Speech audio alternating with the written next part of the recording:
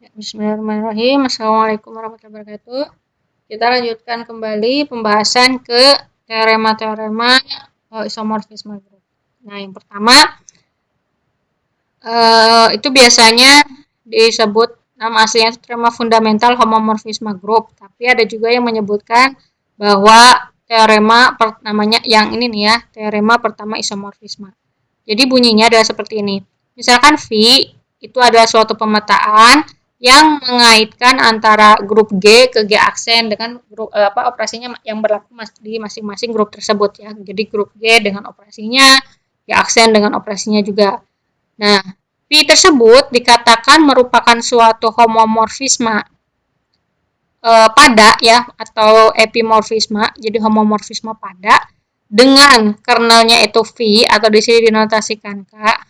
Jadi yang diketahui adalah pertama V itu homomorfisme pada, kemudian kernelnya adalah K, kernel V-nya adalah K. Nah, maka sifat yang berlaku adalah grup quotient yang dibentuk dari G dan K itu akan isomorfik dengan G aksen. Ya. Jadi di sini kita akan coba membuktikan teorema pertama isomorfisme gitu.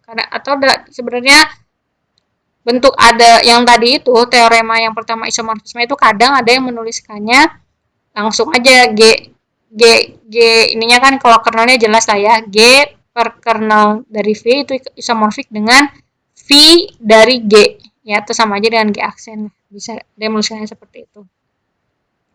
Nah, di sini kita akan di sini saya akan membahas secara rinci bagaimana membuktikan suatu atau dalam hal ini teorema fundamental homomorfisme. Kenapa? Karena nanti ke depannya teorema ini akan jadi dasar pengembangan ke teorema 2, teorema 3, dan nanti yang akan diaplikasikan untuk sifat-sifat atau soal-soal tertentu.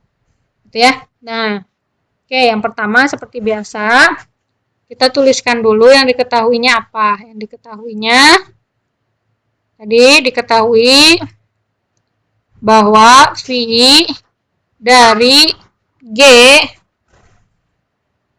kita lihat dulu. Nah, yang mau kita tunjukkan adalah keisomorfikan antara G per K dengan G aksen. Artinya yang paling gampang kita buat pemetaan dari kedua grup tersebut ya. Jadi di sini saya tulis dulu. Ininya V.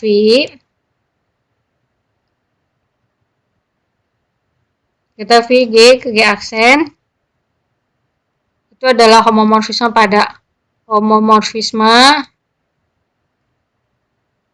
pada kemudian kernel dari V itu dinotasikan K. Akan ditunjukkan adalah bahwa G dengan K ini itu isomorfik dengan G aksen. Nah, artinya yang pertama kali kita harus lakukan adalah definisikan pemetaan taruhlah F gitu ya. Definisikan pemetaan F yang memetakan G per K ke G aksen. Ya, dimana didefinisikannya ini ingat notasi dari grup quotient ya. Jadi K besar di sini saya pakai yang kanan saja. KA ya sama dengan atau ke F bukan FA tapi V. Jadi elemen G aksen itu adalah elemen ini. Ini kan VG ke VA. Ini kan memetakan A ke VA kan. Nah, jadi di sini saya taruh elemen-elemen dari G aksen itu adalah VA. Di mana untuk A-nya itu adalah anggota dari G. Untuk setiap A-nya anggota di G. Nah, yang pertama akan ditunjukkan bahwa F itu adalah pemetaan yang well defined. Seperti biasa, ambil sembarang dua anggota di G per K di domainnya. Ambil KA1 atau KA sama dengan KB atau KA KB anggota GK dengan KA sama dengan KB. Kemudian kita harus tunjukkan bahwa F dari KA sama dengan F dari KB. Ya. Nah, artinya kita di sini bisa mulai dari FKA. Gitu ya, FKA. Atau dari yang lebih mudah sini sih, di sini ya. Diketahui bahwa KA sama dengan KB. Artinya, ingat AB inverse anggota K besar. Ya. AB inverse anggota K besar. Apa K besar itu? K besar itu adalah kernel dari V. Artinya apa? Kalau dia anggota dari kernel, kalau saya panjangkan ya, ini sama dengan kernel V, tapi isinya kan gini ya. Kernel itu adalah A di G, di mana F A sama dengan identitas di G aksen. Saya tulis gini. Ya. Artinya kalau ini anggota ini bisa dituliskan sebagai F AB inverse sama dengan E di G aksen. Gitu ya. F AB inverse di G aksen. Nah, ingat karena maaf, bukan F tapi V ya. Gitu. Tadi kan pemetaan yang di atasnya V. Ya, jadi V AB inverse sama dengan EG aksen. Karena V-nya homomorfisme, maka ini bisa dipecah. FA, FB inverse. Gitu ya, sama dengan EG aksen. Ini saya kasih karena V homomorfisme. Kemudian, karena homomorfisme juga, ini bisa keluar. VA, VB di inverse kan sama dengan E. Nih, nah, kemudian masing-masing ruas saya kalikan dengan VB inverse. Nah, ini VA dikalikan VB. Nih, inverse.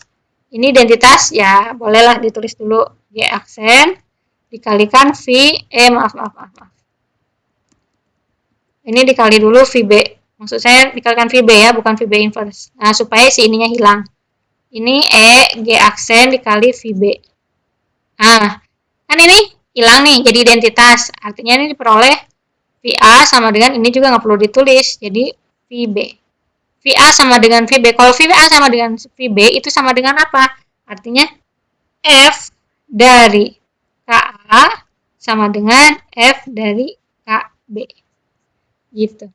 Ya, itu salah satu caranya. Dari kita berangkat dari apa yang diasumsikan, kemudian kita otak-atik, dapatlah seperti itu. Seandainya nih kalian mau majunya dari awal juga boleh. Nah, seperti ini nih, saya kasih, ini cara lain ya. Cara lain. Yang ke ini FKA itu sama dengan apa? VA. Ya. Nah, tapi kita baru tahu dari sini kita belum bisa menentukan VA sama dengan VB. Nah, kita bisa menentukan VA sama dengan VB itu dari uraian sini nih. Nah, makanya kenapa tadi saya tidak langsung FKA sama dengan FKB, karena kalian boleh saja nih maju ya, artinya majunya dari sini boleh. Nah, tapi kan dari sini mentok tuh VA. Padahal yang kita punya hanya ini. Gitu ya. Nah, jadi kalaupun kalian mau majunya dari sini, nah, kan ini mentok di VA nih. Nah, di sini buat peretan yang tadi. Diketahui KA sama dengan KB. Kalau KA sama dengan KB artinya apa? Dan seterusnya yang tadi ya. KB inverse sama dengan anggota K, K itu adalah kernel dan seterusnya. Nanti akan ketemu di ujungnya, ini sama dengan VB, sama dengan FKB. Gitu. Ya. Nah, jadi terbukti bahwa dia merupakan suatu pemetaan yang well defined. Nah, selanjutnya, yang kedua, seperti biasa, kalian boleh mau menunjukkan homomorfisme dulu atau boleh satu-satu dulu. Karena kalau saya sih, karena ini dekat, satu-satu itu mirip dengan membuktikan well defined, jadi seolah-olah hanya sekedar dibalik, saya menunjukkan well defined-nya dulu. Nah, jadi akan ditunjukkan F-nya satu-satu. Ya, akan ditunjukkan bahwa F-nya satu-satu. Ambil, ini sama, ambil anggotanya anggota domain, KAKB, anggota DJK, tapi yang samanya bukan KA sama dengan KB, tapi FKA sama dengan FKB. Gitu ya. Nah, harus akan ditunjukkan bahwa KA sama dengan FKB.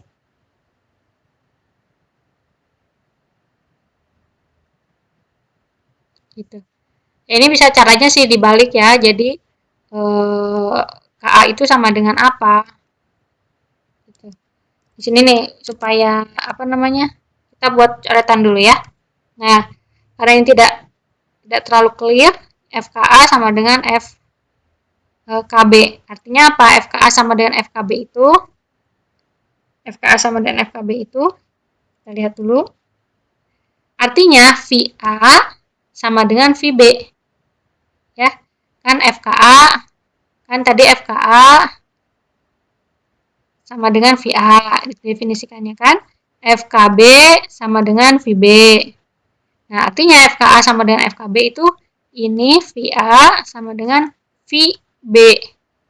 Nah, VA sama dengan VB gimana? Ya tadi caranya tinggal dibalik aja. VA ini jadi VB inverse.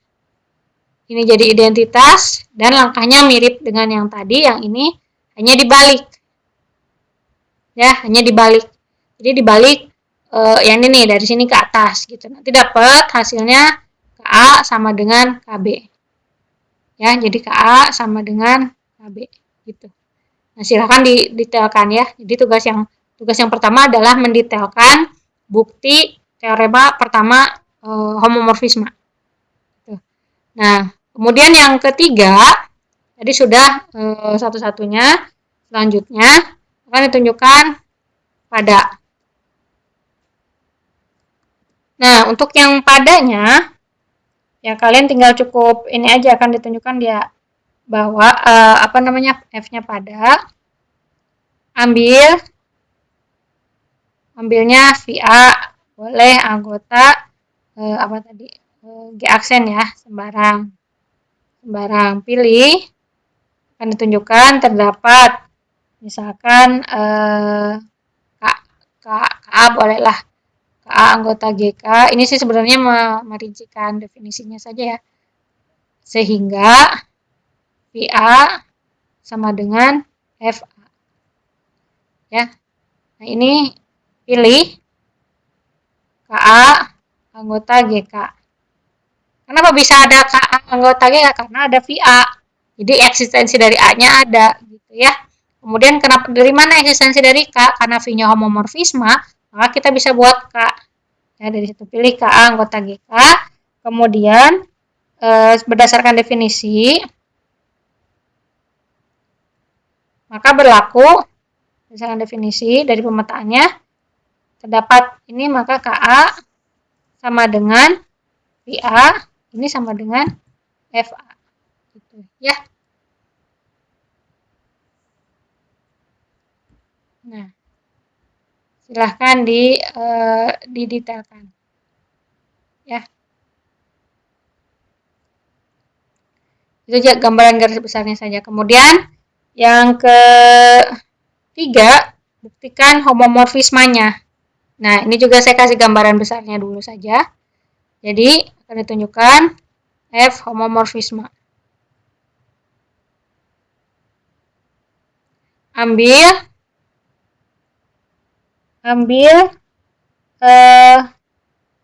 KA, KB, anggota GK sembarang. Akan ditunjukkan FKA karena apa operasinya sembarang, kita tulisnya seperti ini aja ya, sama dengan FKA FKB. Nah, berangkat dari kiri dulu, FKA FKB sama dengan F, ingat perkalian atau operasi dari koset itu adalah KAB ya, jadi KAB. Ini jadi apa? Jadi F AB ya kan? Tapi karena F-nya VAB, tapi karena V-nya homomorfisme, ini bisa kita pisah VA VB. Ini jadi apa? Ini VKA, ini maaf, balik lagi. FKA, ini FKB. Gitu ya. Jadi terbukti bahwa F-nya itu homomorfisme. Ya. Nah, tadi udah satu-satu sudah, pada sudah, homomorfisme sudah. Jadi kesimpulannya eh, F yang tadi ya, GK ke G aksen itu adalah merupakan suatu isomorfisme. Sehingga terbukti bahwa G per K itu isomorfik dengan G aksen. Gitu. Ya, itu pembuktian teorema pertama isomorfisme. Oke. Nah, untuk ini kayaknya supaya kalian nggak pusing karena tadi juga videonya sudah cukup lama. Ya, tadi itu videonya sekitar berapa menit, silahkan dicoba dulu. Kemudian nanti untuk teorema kedua dan ketiganya akan saya bahas untuk di video selanjutnya saja. Ya, karena perlu apa namanya, konsentrasi yang lebih ya. Tapi secara apa namanya, garis besar gitu. Kenapa ini disebut dengan fundamental? Karena pembuktian untuk teorema kedua dan teorema ketiga itu dia menggunakan prinsip dari teorema ini. Ya, teorema ini yang dijadikan apa namanya, dasar untuk membuktikan ini isomorfikan baik teorema kedua maupun teorema ketiga. Di sini saya bahas dulu sedikit ya. Misalkan H dan G keduanya merupakan subgrup dari G. Ya, jadi ada grup, ada subgrup. H itu subgrup normal di G, maka HK ya, HK apa namanya, per H itu isomorfik dengan K per H irisan K. Nah, nanti kita lihat HK itu himpunannya seperti apa. Sebenarnya ini sudah pernah dibahas, tapi nanti akan saya bahas kembali. Kemudian bagaimana membuktikan hubungan yang seperti ini. Kalau secara apa namanya, lurusnya gitu ya, secara lurusnya kita buat saja pemetaan antara HK per H ke K per H ke H nih, gini ya. Ya.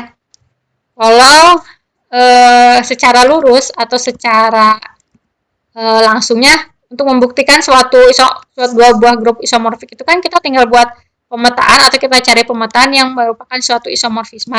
Artinya kalau saya punya yang seperti tadi, kita tinggal buat ini ke sini, ini H irisan K. Nah, tapi ternyata dengan hanya bermodal ini saja kita akan merasa kesulitan untuk membuktikan pada poin-poin tertentu. Makanya kenapa nanti yang akan kita gunakan adalah teorema fundamental homomorfisme. Itu akan lebih mempermudah jalan kita untuk membuktikan teoremanya. Ya, nanti bagaimana caranya insya Allah akan kita bahas pada video selanjutnya. Nah, kemudian setelah itu untuk teorema ketiga isomorfisme, selain memerlukan yang fundamentalnya gitu ya, diperlukan juga suatu sifat ini dulu ya. Jadi nanti stepnya yang akan kita bahas adalah bagaimana membuktikan teorema kedua isomorfisme. Kemudian ada satu sifat kecil lah istilahnya ya, kan lemma itu teorema kecil dari teorema kedua isomorfisme dan yang pertama yang bisa membantu kita untuk membuktikan teorema ketiga isomorfisme. Nah, tujuannya apa? Tujuannya pada saat kita dihadapkan dengan grup-grup yang memiliki karakteristik mirip gitu dengan ini, misalkan asumsi yang di sini kita punya grup-grup atau kita punya permasalahan yang asumsinya tercakup dalam teorema ini, kita bisa ya cukup tinggal pakai aja bahwa berdasarkan teorema ketiga grup-grup tersebut isomorfik yang bentuknya kayak gini.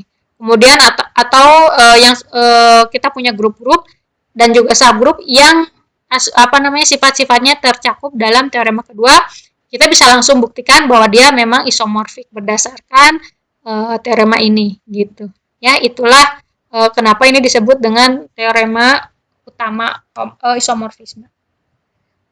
Oke, untuk pertemuan ini saya cukupkan dulu. Insya Allah kita lanjutkan lagi pada pertemuan depan.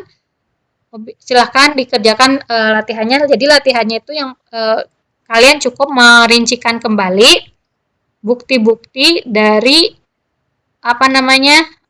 yang tadi merincikan bukti homomorfisme untuk yang teorema fundamental homomorfisme atau teorema isomorfisme pertama, dan juga latihan yang saya post di live ya. Oke, wabillahi taufiq wal hidayah. Assalamualaikum warahmatullahi wabarakatuh.